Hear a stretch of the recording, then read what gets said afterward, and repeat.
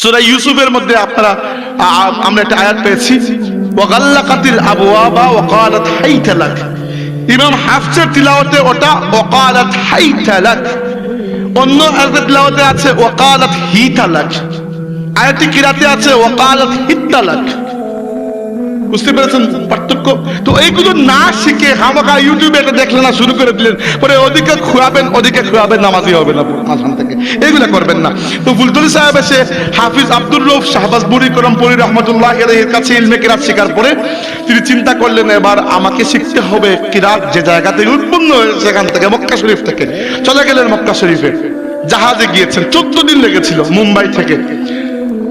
তো যাওয়ার পরে ওইখানে মক্কা শরীফের কারীদের মূল পরীক্ষক যিনি ছিলেন শেখ আহমদ হেজাজি মক্কি রহমতুল্লাহ আলাইহি, উনার কাছে গিয়ে আরজ করলেন যে আমি আপনার কাছ থেকে ইলমে কিরাতের সনদ দিতে চাই।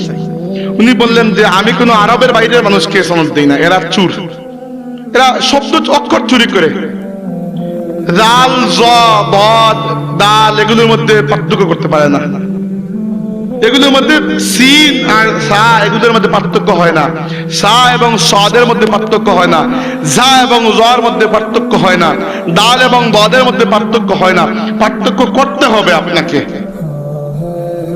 তো ফুলতলি সাহেব বলে নিরাশ, কি করবেন, এত দূর এসে খালি হাতে ফিরে যাব? অনেক দিন তিনি মাজলিসে বসেছেন। এই কাহিনী আমি নিজে ফুলতলি সাহেবের মুখ থেকে শুনেছি।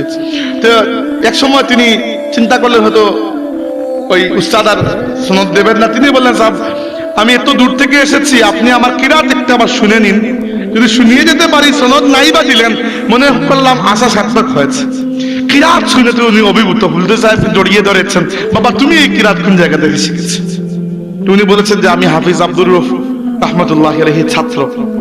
তো ফুলতলি সাহেব দীর্ঘ কয়েক দিন ওখান থেকেছেন, হয়তো বছরের উপরে, পুরো ইলমে কিরাতের যত দিকটা আছে তিনি শিখেছেন এবং সনদ নিয়ে এসেছেন।